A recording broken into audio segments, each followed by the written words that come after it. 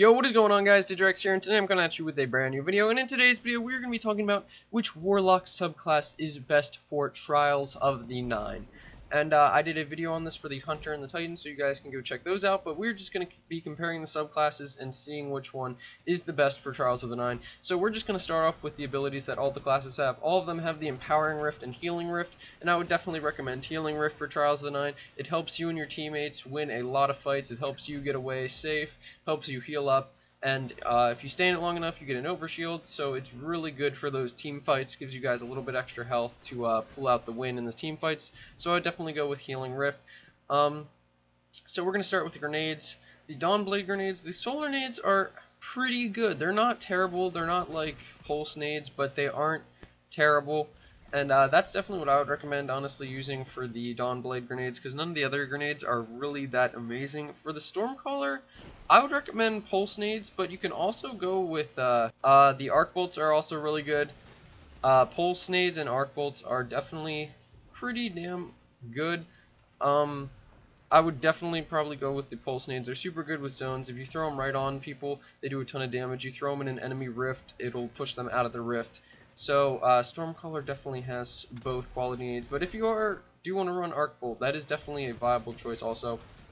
And for Voidwalker, you know, we have Axiom Bolts, Scatter Nades, but the interesting thing about Voidwalker is that you can actually eat your nades also, so they provide a little bit more utility than just damaging enemies, because of course you can devour your nades, which is probably what most Voidwalker Warlocks do, so that is super useful in a ton of situations, just because you can eat your nades and get all your health back. So I'd say honestly the Voidwalker nades are probably some of the best, just because you can eat them or use them to push enemies away. Axiom Bolts, when you charge them up, are really good. Scatter Grenades are okay.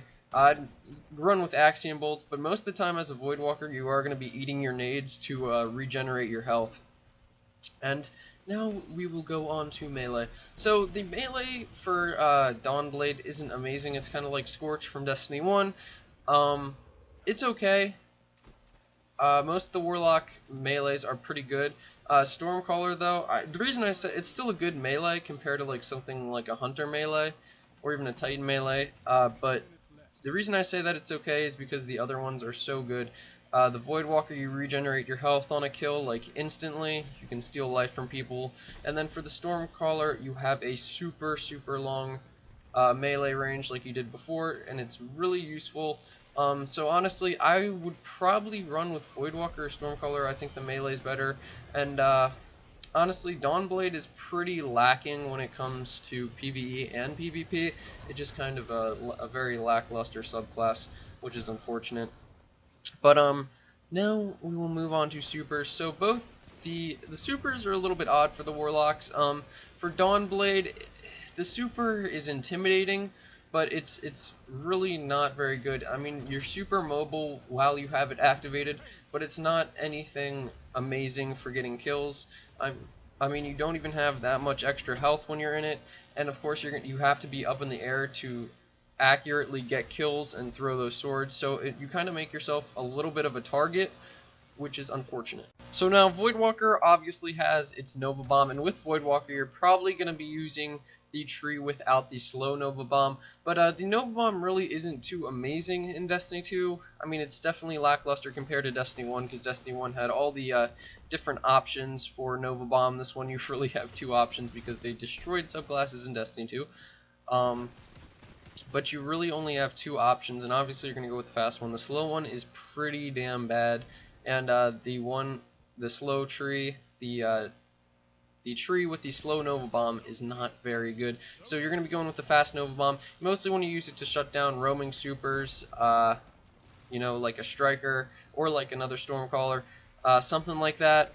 You wanna really save it unless it's like the final round, or you can get a good multi-kill out of it, you know, on countdown you can clear a bomb and defuse it or something like that. It's useful for a few things, mostly shutting down supers. But then the Storm Trance is absolutely amazing. The Storm Trance lasts a good amount of time. I mean, you can get around pretty quickly. You're not going to take much damage. One thing I also found in this game is that people can just straight melt you out of your Nova Bomb, which is unfortunate. People do a lot of damage to you while you're in your super in this game because they nerf supers a lot. But the Nova Bomb you can get shot out of if they team shot you, which is pretty unfortunate. And that's why I find the Stormcaller really nice, because it gives you more of a chance. You get to move around a lot more. It lasts a long time, so you can really get a chance to get a lot of kills. So guys, overall I would probably recommend Stormcaller or Voidwalker. It's pretty close. Stormcaller's got some good nades, but Voidwalker, of course, you can have some decent nades and you can devour them for health back. I think Stormcaller is probably just gonna have to take it because the melee is super long and the super is really, really good. The super lasts a long time. It's pretty easy to get kills with. But honestly, it's pretty up in the air between Voidwalker and Stormcaller. I would not run Dawnblade just because it doesn't have the best nades. The super is pretty garbage and the melee isn't that amazing. Overall, I think Warlock's probably the most overpowered class right now, especially for competitive PvP. So if you run Stormcaller or Voidwalker, probably Voidwalker, you can eat nades and everything, but Stormcaller just has a super good super, really good nades, but Voidwalker you're probably never going to die because you just keep regenerating your health. I hope you guys enjoyed this video. Let me know what you guys think in the comments, Voidwalker or Stormcaller. It's definitely up in the air for me, but those are definitely the best, but they're good for different reasons. But I hope you guys enjoyed this video. As always, subscribe for more For Honor, Overwatch, and Destiny 2 videos. Hope you guys enjoyed the video. This has been Digrex. Peace. And I'm open to mine, so we all need some time just to settle down. Won't you come around, cause I never can leave it alone. Talking about somebody rolling, boulevard dining, making it count for efforts I can't explain. Ballin' and feeling we drowning, never been humble by playing the fighter.